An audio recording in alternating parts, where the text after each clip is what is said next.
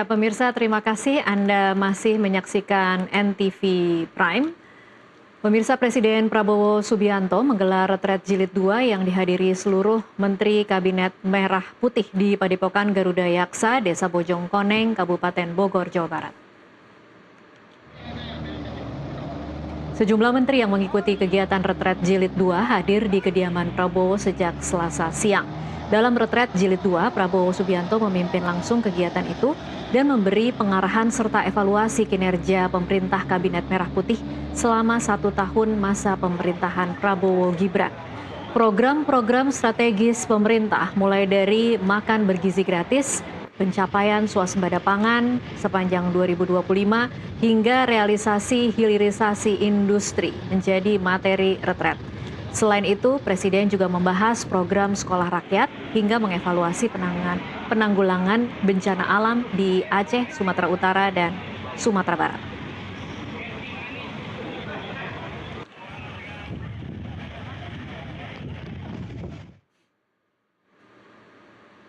Untuk lebih jelas soal retret Kabinet Merah Putih yang digelar di kediaman Presiden Prabowo Subianto di Hambalang, Kabupaten Bogor, kita akan membahasnya bersama narasumber yang sudah tersambung melalui Zoom. Ada Kepala Badan Komunikasi Strategis Partai Demokrat, Herzaki Mahendra Putra, dan juga kita sudah tersambung dengan Direktur Eksekutif Indonesian Presidential Studies, Profesor Nyarwi Ahmad. Selamat sore, Prof. Nyarwi. Sore, Tasya. Iya, selamat sore juga Pak Herzaki. Oke, belum bergabung, berarti saya ke Prof. Nyarwi dulu. Prof. Nyarwi, apa tanggapan Anda terhadap retret yang digelar di Hambalang hari ini? Ya, yang pertama kan itu bukan penegasan ya, Pak Prabowo sebagai leader gitu ya. Itu memang perlu terus-menerus gitu mengkonsolidasikan anggota yang ada di kabinet. Itu jelas gitu. Itu satu ya, Tasya. Kedua, tentu juga mengingatkan saya kira visi misi presiden dan juga program-program utama termasuk program prioritas presiden. Itu yang kedua. Nah, yang ketiga saya kira tadi juga sempat kita simak misalnya di beberapa media juga, saya kira juga sudah mulai ada semacam evaluasi saya kira disampaikan oleh Presiden Prabowo ya. Walaupun kita tidak menyimaknya secara detail, misalnya hal-hal apa saja yang menjadi concern dari Bapak Presiden.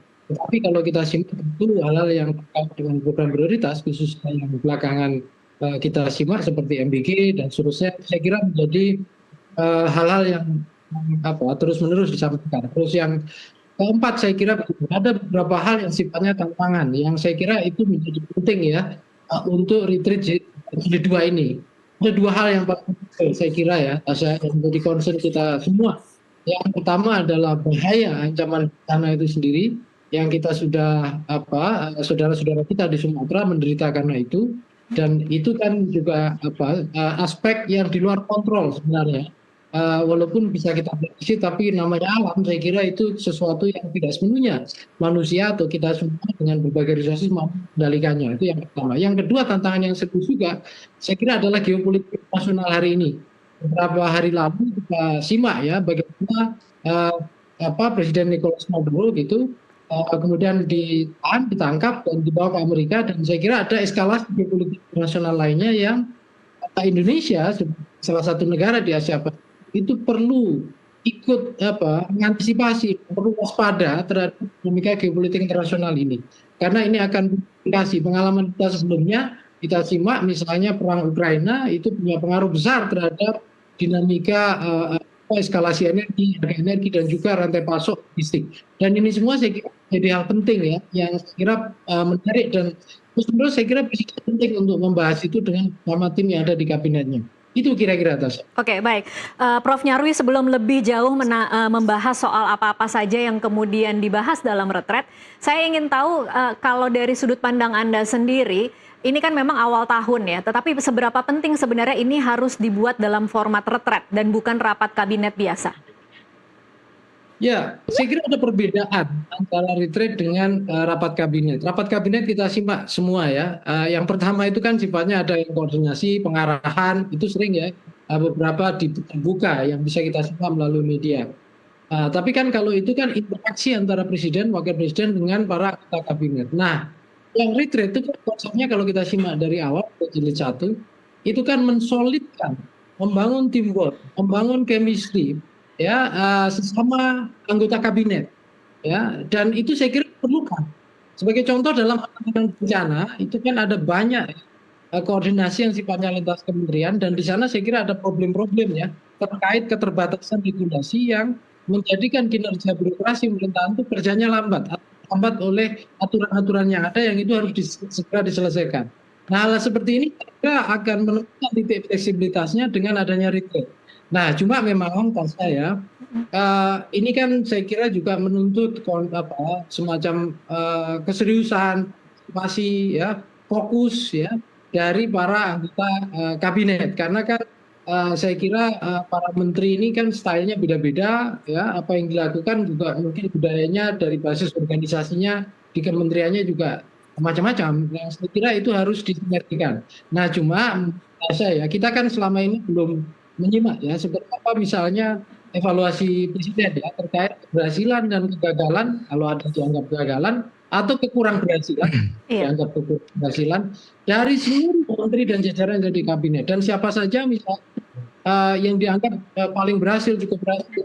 Ya saya kira memang Pak Presiden tidak berlaku seperti seorang guru, dosen atau ketua kelas tidak ya. Guru yang ada di kelas tidak. Tetapi dalam konteks ini publik juga mungkin juga perlu menyimak gitu ya. Seperti apa kira-kira gitu apa namanya capaian-capaian kalau itu dianggap berhasil itu perlu diapresiasi dan saya kira publik juga menyimak keberhasilan itu dan juga hal-hal yang saya kira menjadi concern dan harapan publik. Walaupun harapan publik itu sering tak terbatas ya, Tasya ya, yang kadangkala bisa di luar kemampuan dari pemerintah. Tetapi kadang itu sudah menjadi tanggung jawab pemerintah ya untuk dan jajaran kabinet yang di bawah pemerintahan Pak Prabowo untuk terus-menerus respon dinamika yang menjadi harapan dari masyarakat itu. Saya kira itu, Tasya. Oke, baik. Saya akan coba beralih dulu ke Kepala Badan Komunikasi Strategis Partai Demokrat, Herzaki Mahendra Putra. Selamat sore, Mas Herzaki. Ya, selamat sore Mbak. Selamat sore Bang Nyarwi.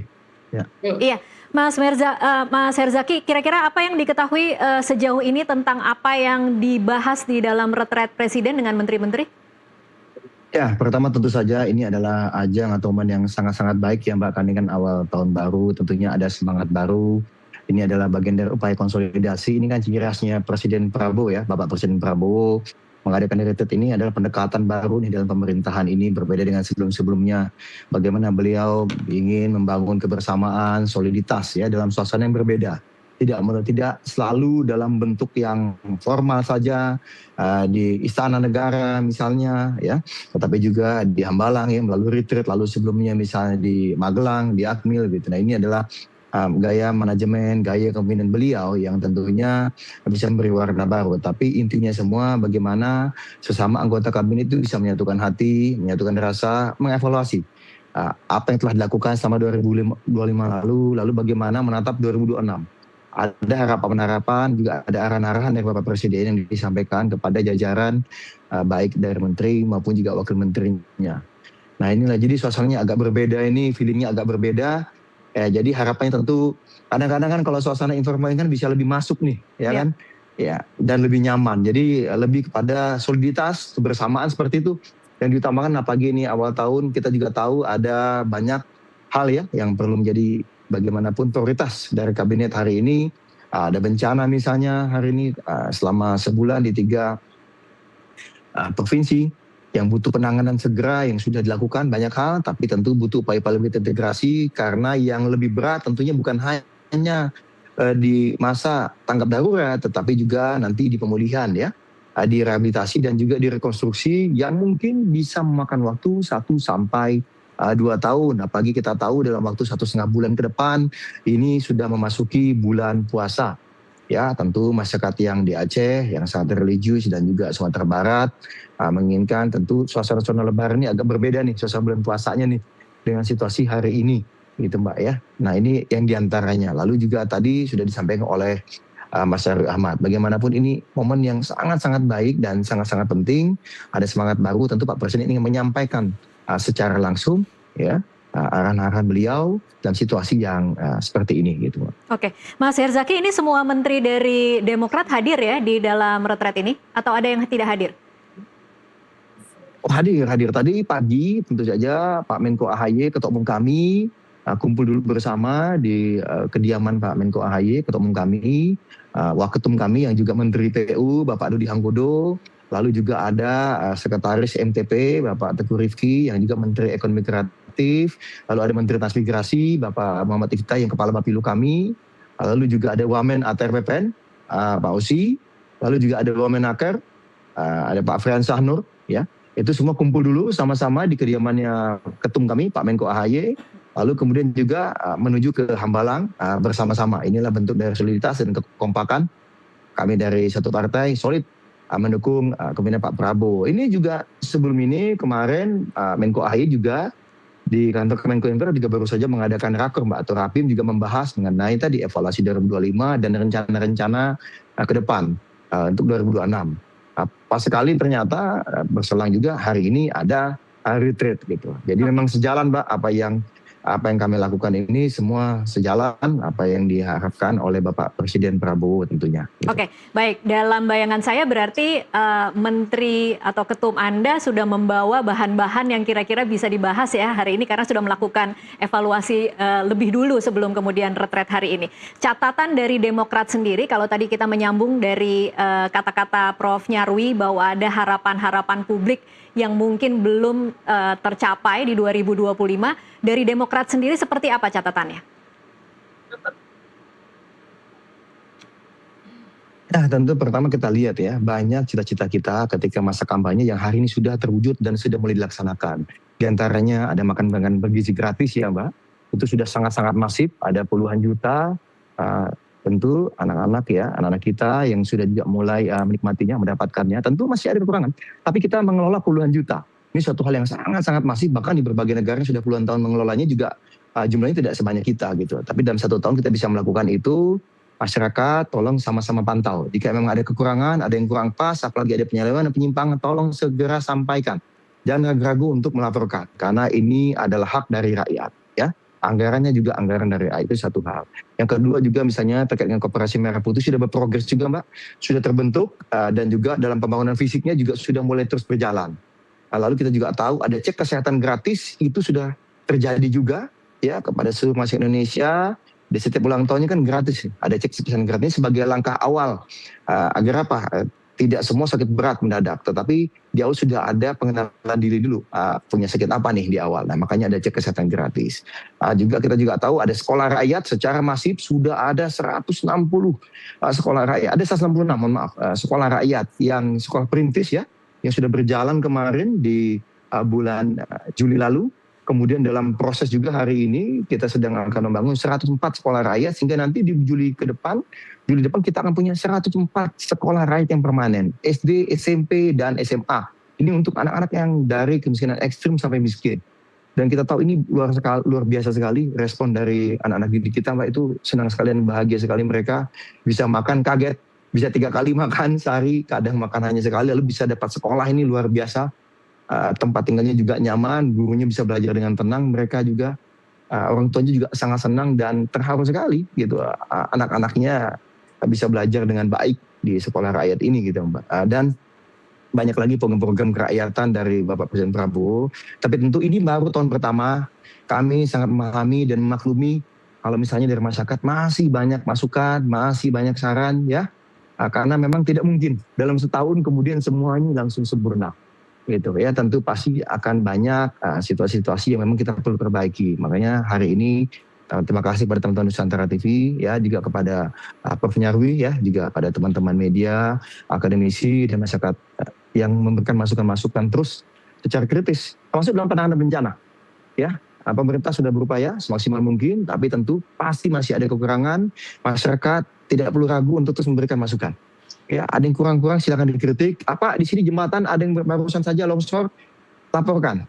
Mau di media sosial, mau di mana silakan. Itu akan segera kita respon, kita upayakan sebaik mungkin dan secepat mungkin. Ya, ini dalam demokrasi mari kita saling dukung satu sama lain. Tidak perlu ragu, tidak perlu takut. Yang penting sama-sama punya niat kebaikan untuk masyarakat dan bangsa negara kita. gitu Oke, Mbak. saya tahu waktu Mas Herzaki tidak begitu lama, tapi saya ingin ke Prof. Nyarwi terlebih dahulu, mumpung ada Mas Herzaki ini dari Demokrat, ada 5 sub bidang yang mungkin bisa diberikan catatan, Prof. Nyarwi, baik infrastruktur, transmigrasi, ekonomi kreatif, mungkin juga untuk pekerjaan umum dan ATR BPN. Kira-kira catatan yang mungkin paling menonjol dan ada di masyarakat saat ini dan harus menjadi perbaikan di 2026 seperti apa, Prof. Nyarwi? Ya, yang paling menonjol ya atasnya ya, saya kira kita dihadapkan pada kondisi tekanan ekonomi global yang luar biasa, dan di dalam negeri juga ada problem ya terkait dengan stagnansi ya, termasuk saya kira ketersediaan lapangan kerja. Nah, kebetulan di bawah ya, khususnya kementerian-kementerian yang diisi oleh para tokoh-tokoh dari Partai Demokrat ini kan punya peluang sebenarnya saya kira untuk mencoba ya bahkan ruang-ruang ya kelonggaran dan kreativitas dan ekonomi ya istilahnya membuka berbagai hal terkait celah-celah ekonomi yang saya kira itu hari ini masyarakat banyak sekali ya yang concern dengan isu ketenaga kerjaan, dan saya kira juga ada banyak data teman-teman banyak yang bicarakan berbagai media bagaimana menguatnya sektor informal sementara menurunnya ya pekerjaan formal, tapi intinya bahwa angka pengangguran jadi tantangan serius, angka kondisi perubahan pertumbuhan ekonomi yang dari berbagai hal saya kira juga masyarakat merasakan dan ini menjadi tantangan serius ya. Saya kira memang ini berat, tetapi kalau seandainya kontribusi ya teman-teman khususnya pimpinan dari Partai Demokrat dalam pemerintahan Pak Prabowo di situ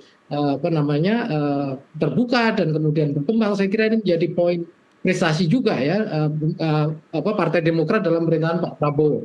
Dan tentu saja ada banyak isu lain ya Sasa, Iya. Natasha, tapi intinya yang biasanya kalau dari berbagai data survei itu di mana-mana selalu ketemu gitu ya, isu ekonomi itu paling besar ya, biasanya bisa sampai 80%, 70, 60.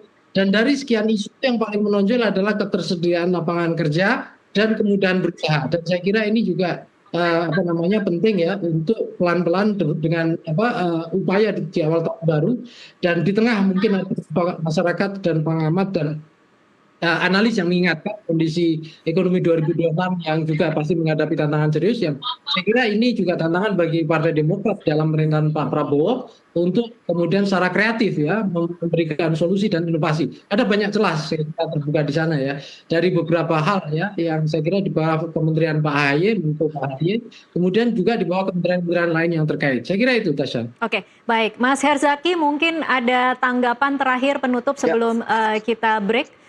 Kira-kira selain melakukan evaluasi, adakah strategi khusus yang disiapkan oleh Demokrat dan menteri-menterinya untuk menghadapi berbagai tantangan di 2026 ini? Ya, terima kasih tentu dari Prof. Nyarwi ya. Tadi masukannya tentu dari kami fokus juga terkait dengan infrastruktur. Hari ini menjadi bagian penting karena kalau kita berbicara mengenai pertumbuhan ekonomi, infrastruktur ini menjadi penting. Kita berbicara bagaimana akses konektivitas, bagaimana infrastruktur dasar, bagaimana misalnya ekonomi bisa tumbuh di satu titik, ya tidak akan bisa terjadi misalnya infrastruktur dasar tidak terpenuhi. Misalnya infrastruktur terkait dengan konektivitasnya tidak terjadi, sehingga pemerintah, oleh Pak Presiden Prabowo, kita ada impres yang namanya jalan daerah. Bagaimana misalnya produksi pangan, ya itu bisa segera dialirkan ke pasar. Bagaimana agar masyarakat juga mudah aksesnya. Lalu terkait juga dengan swasembada energi itu kan juga harus ada akses jalan daerah, ini menjadi penting. Yang kedua, bagaimana kita menuju swasembada pangan tadi, kita ada juga program irigasi tadi. Alhamdulillah hari ini sudah hampir 1 juta hektar yang program pembangunan saluran irigasi tadi. Ada yang di primernya, saluran primer, ada yang sekunder maupun tersier. Alhamdulillah ini dalam setahun ini program di era Pak Prabowo tidak kelihatan secara, kalau jalan tol kan kota besar ya, megah dan mewah gitu. Ini irigasi ini langsung masuk ke jantung-jantung masyarakat di desa-desa dan hari ini sudah mengcover hampir 1 juta hektar sawah yang diairi, dan nanti akan ada peningkatan ya masa tanam nanti mulai di tahun 2026 ini gitu. Nah, nanti silakan kita bisa rasakan sama-sama hasilnya di tahun 2026, dan program irigasi ini juga menyerap ada ratusan ribu tenaga kerja. Jadi juga cukup padat karya juga ini. Jadi jalan daerah tadi padat karya, lalu irigasi juga padat karya, dan rasanya ini manfaatnya dirasakan betul langsung oleh masyarakat di desa. Contohnya misal kalau untuk jalan daerah ya, kebetulan misalnya di kampung saya nih di Sambas ada daerah Subah itu, pertama kali pembangunan itu katanya ini jalan daerah ini berpuluh-puluh tahun tidak terjadi katanya. Alhamdulillah kemarin kami berhasil memperjuangkan 5 km itu yang selama ini butuh waktu 2 jam. Kemarin melalui pembangunan jalan itu bisa hanya 15 menit. Karena selama ini memang nggak ada jalannya gitu. Ya, sehingga hasil tani, perdagangan, ekonomi bisa lebih cepat dan tumbuh. Nah itu yang sehingga mereka itu dulu nama daerahnya namanya Subah. Dulu itu katanya susah berubah. Nah, sehingga hari ini pun kata mereka ada peluang besar ini katanya alhamdulillah dengan program dari Pak Presiden Prabowo di bidang infrastruktur ini yang langsung ke jantung masyarakat. Insya Allah ekonomi kita akan bisa tumbuh sesuai dengan harapan ke depan. Tentu masih banyak, ini masih awal. Makasih masukan-masukannya, kita tunggu terus. Ada masukan, ada kritik. Tentunya kita sangat terbuka, masih ada 4 tahun untuk berupaya memberikan yang terbaik bagi masyarakat, bangsa, dan negara. Gitu. Baik. Terima kasih, saya mohon undur diri juga. Iya, baik. Terima kasih Mas Herzaki Mahendra Putra, Kepala Badan Komunikasi Strategis Partai Demokrat untuk waktunya bersama NTV Prime. Prof. Nyarwi, ditahan dulu, kita masih akan membahas lebih jauh soal apa saja yang kemudian harusnya dibahas dalam retret antara Presiden Prabowo Subianto dengan menteri-menterinya di segmen selanjutnya. Pemirsa tetaplah bersama NTV Prime.